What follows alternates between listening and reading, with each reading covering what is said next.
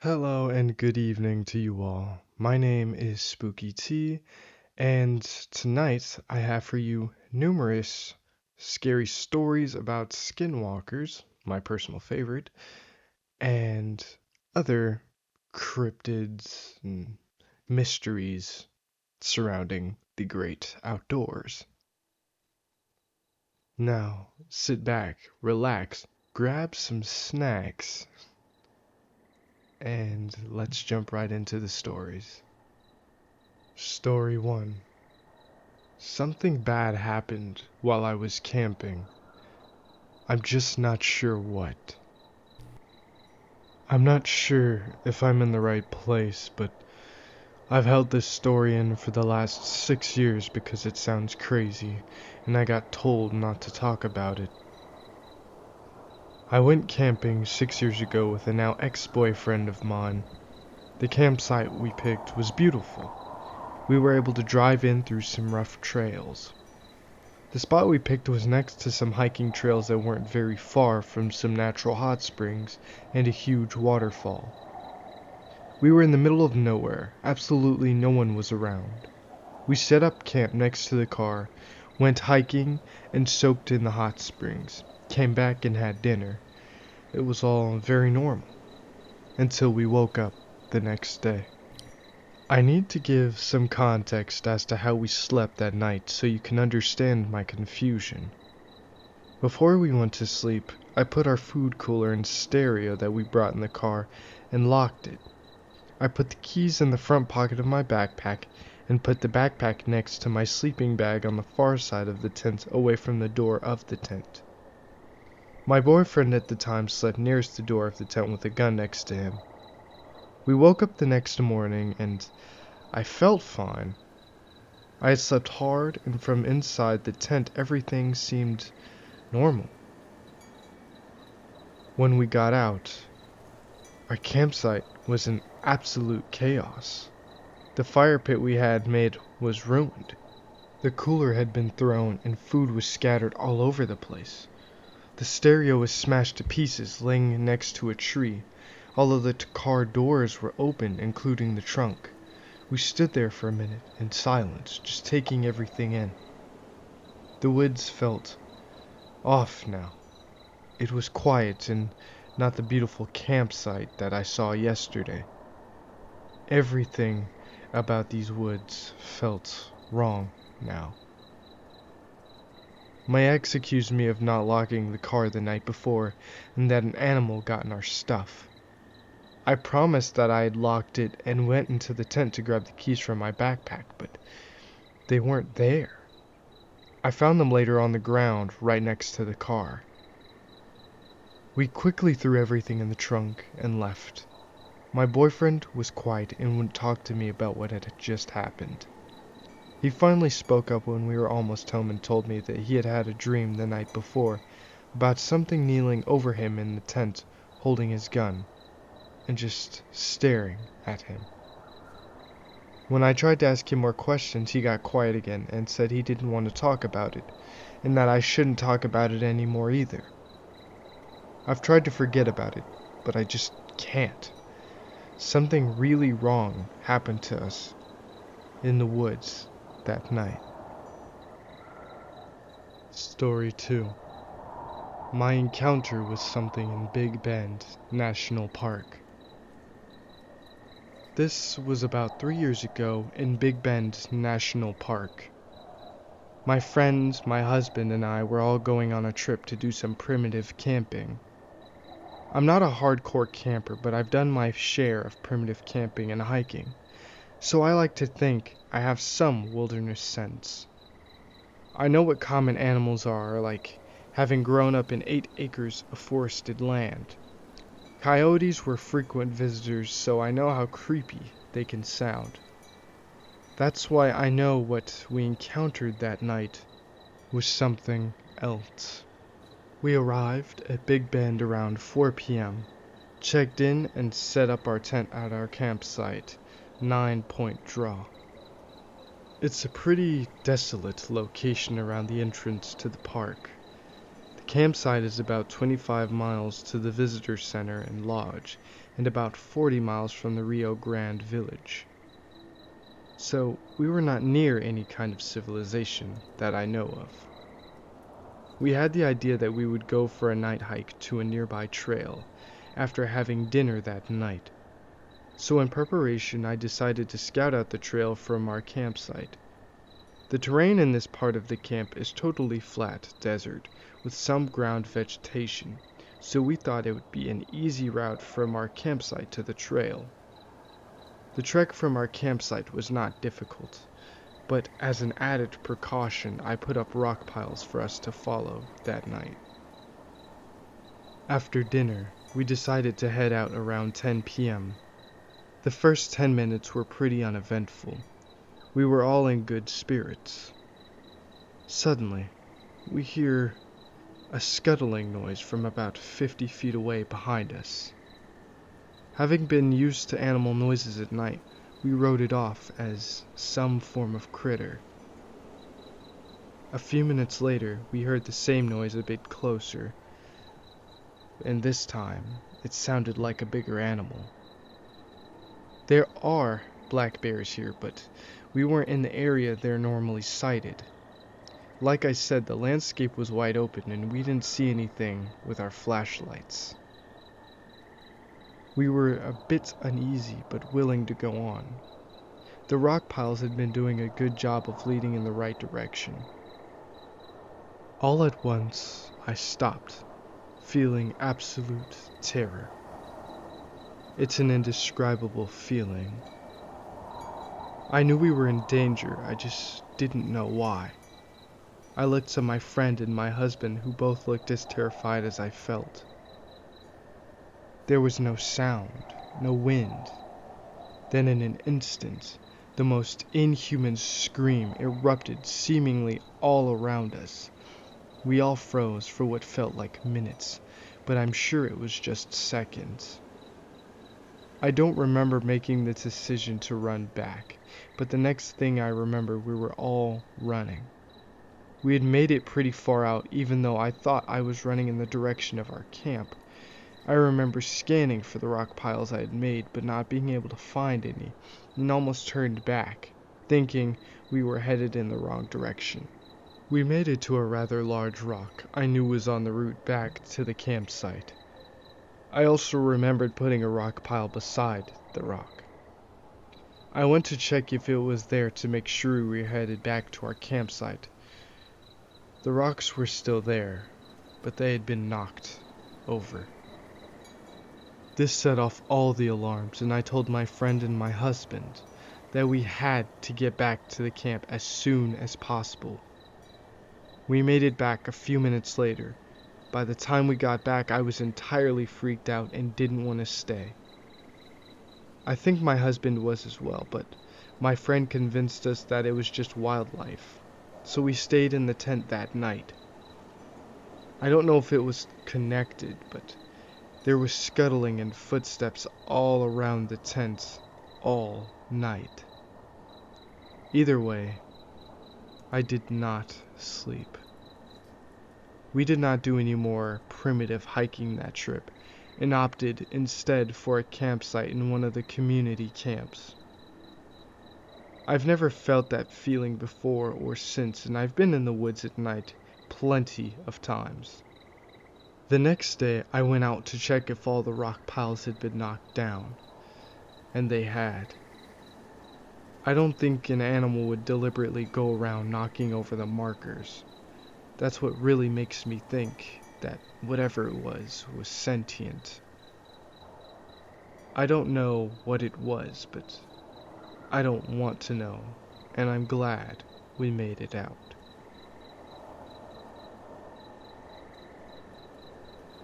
Story 3. I think I had a run-in with the Skinwalker last night, and I'm afraid it might come back.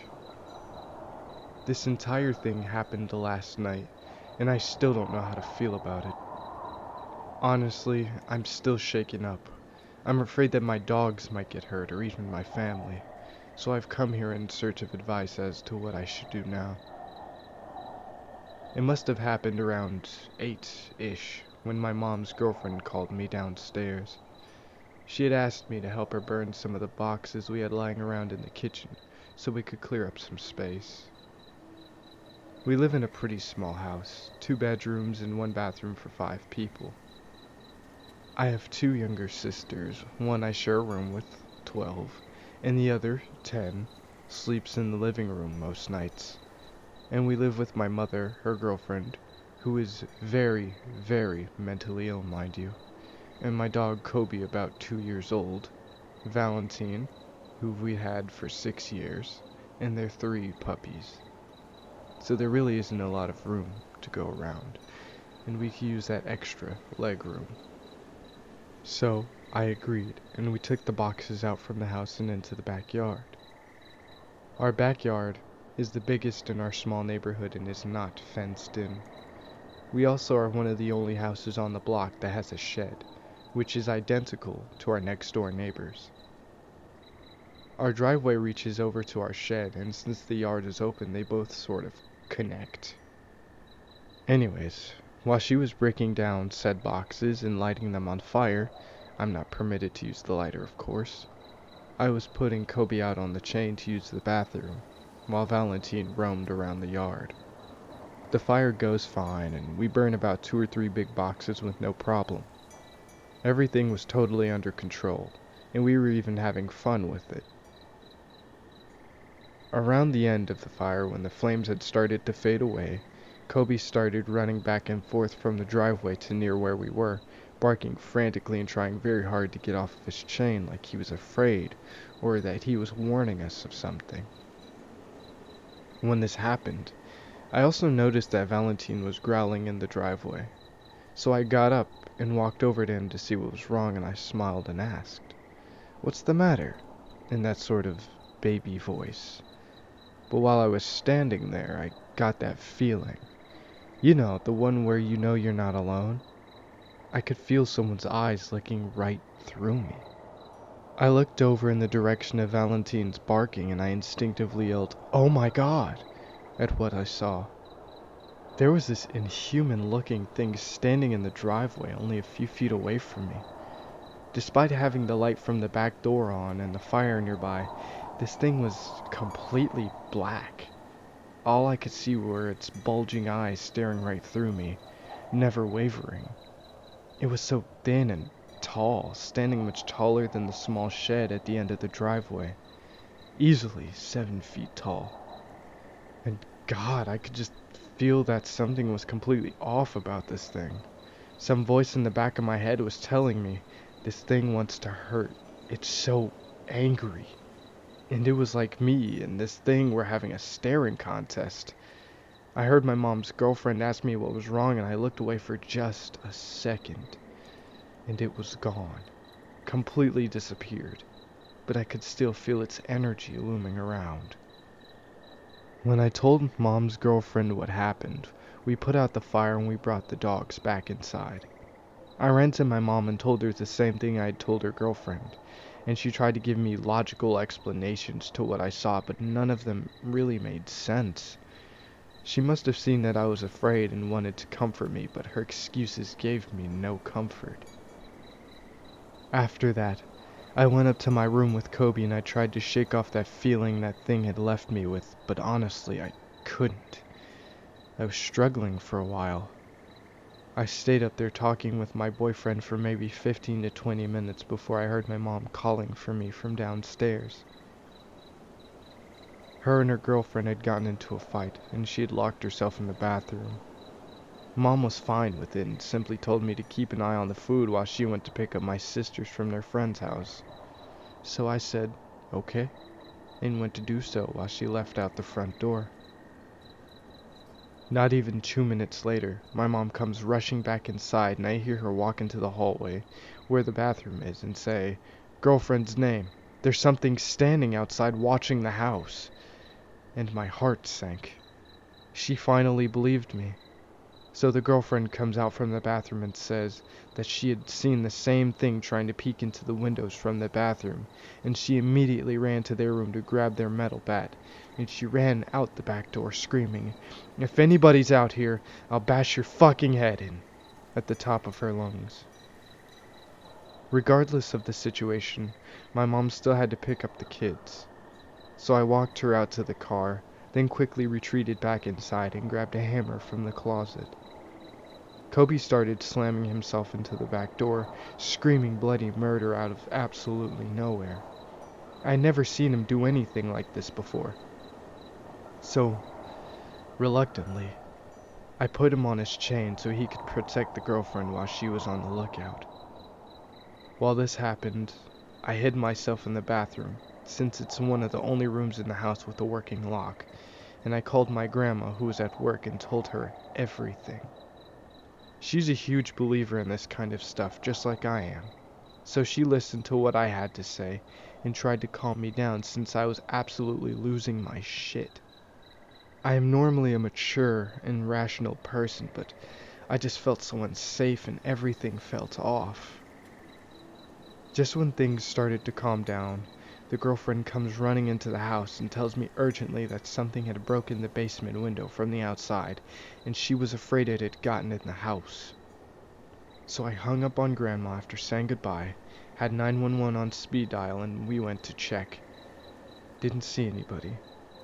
Searched around the house and nearby and found nothing. It was like this thing was taunting us. The kids and Mom came back, and still things had seemed to cool down, but I could still feel that off and uneasy feeling, like it wasn't actually gone, like it was just waiting for the right opportunity. Grandma had called me back to say that she would be taking me to her house for the night, as I'm homeschooled unlike my sisters and it wouldn't be an issue. The kids would sleep upstairs with doors locked, Kobe with them, and the hammer I had from before. Grandma came and picked me up after work, and on the way to her house she told me that while I was explaining all this, the hairs on her arms had stood up, and she could feel the negative energy that I was telling her about. Like she knew exactly how I felt when I said something was definitely wrong and unnatural about this thing that was tormenting us.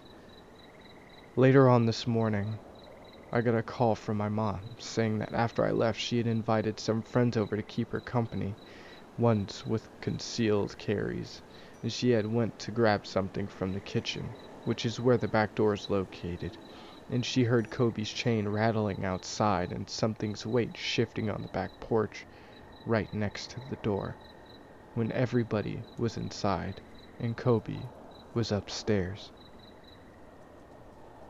I don't know. I'm laying in bed and thinking about it all. I think that this thing was trying to latch itself to the dogs, and that's why Kobe felt the need to be outside. He's been keeping very close to me since I've come home, and I had been very wary about going outside by myself while it's dark. I just came here hoping that someone could offer some sort of advice as to what I should do. I've dealt with paranormal stuff practically my entire life, and this feels completely different. If anyone knows what I should do, please reach out or comment on this post. I'm desperate to protect my family. Story 4. I'm being stalked by a Skinwalker. This all happened about 1 month ago, in June. At first, I thought this was all just a coincidence, but as I said, this has been happening for just over a month, so I don't think it's just a coincidental series of unfortunate events anymore. If there's anyone out there who's reading this and is able to tell me if it's a Skinwalker or something, please reach out to me. Story 4. The Fishing Encounter. My encounter happened just a few weeks ago, so I've still got a pretty good memory about it. I was out doing some late night fishing when I began hearing strange noises coming from behind me. I turned my head and didn't see anything, but assumed it was some animal. I had a campfire going and didn't have any food on me, so I wasn't especially worried about them getting close to me or anything. I ended up catching a good-sized salmon and thought about taking it home with me. I was about to grab the icebox next to me when I heard something come up from behind me. I turned to look and saw it. I didn't know what I was looking at. It was like looking at some twisted version of myself. Come closer. It told me. I won't hurt you. I could tell it was lying by that smile on its face. It was almost demonic by the way it smiled at me, almost like it knew I had no other choice but to go over to it. Oh, come on now. Don't be difficult. It said to me as I continued to hesitate. I'm only here to help. It kept trying to get me to go to it, but it didn't try to approach me. I was still holding the icebox when it tried stepping towards me. I threw the box at it and began running to my truck. I ran as fast as I could. I didn't even dare look back, but I knew it was right behind me. It quickly recovered and tried lunging at me, but suddenly stopped just as I reached my truck. I didn't wait to see why and got in before locking the door. I don't know why, but I turned my head and saw it again. It was keeping its distance. I took the chance and drove off. I'm scared of seeing it again. I haven't been to that fishing spot since, even though I left a lot of pretty expensive gear behind. I haven't told anyone else this either. I don't think anyone would believe me if I did. Story 5. Untitled. I was 19 when I had an encounter that would continue to disturb me for the rest of my life. At the time, I was working at this gas station out in the middle of nowhere, owned by this scumbag manager who'd like to cheap out on crap. By cheap, I meant the door had no locks, and the security system was some broken piece of shit camera from the 80s. My encounter was in 2013, by the way. More importantly, he'd only schedule one person to run the entire damn thing from 10 at night to 7 in the morning, which meant whoever was on that night would be alone between 10:15 when the last of the day shift left and 6:45 in the morning when the day shift came back in. Being the young, stupid kid I was, he usually had me on nights since I was one of the 2 guys he had who wouldn't tell him to fuck off if he put me on multiple nights in a row. It didn't matter much to me. Nights during the week were usually quiet, and it was only on the weekends when you had people passing through, usually those looking for a good road to hit in their cars or bikes. The first half of my shift went normal.